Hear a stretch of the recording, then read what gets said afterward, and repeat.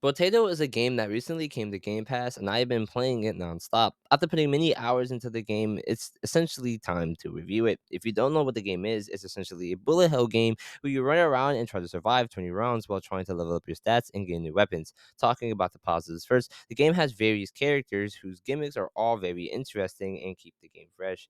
The number of different weapons allow you to experiment with which combinations are the best while never feeling like you're running out of builds to make.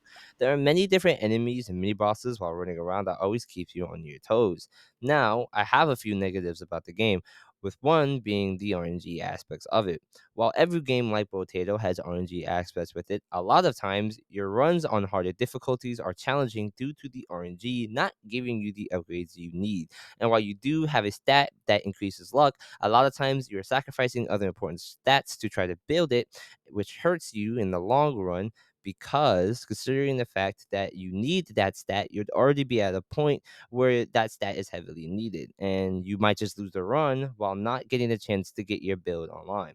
While there are multiple enemies in the game to keep you on your toes, they don't add much to the game other than this is just another enemy where you need to dodge and shoot. And they're mostly just another annoyance instead of being a fun enemy to try and get around.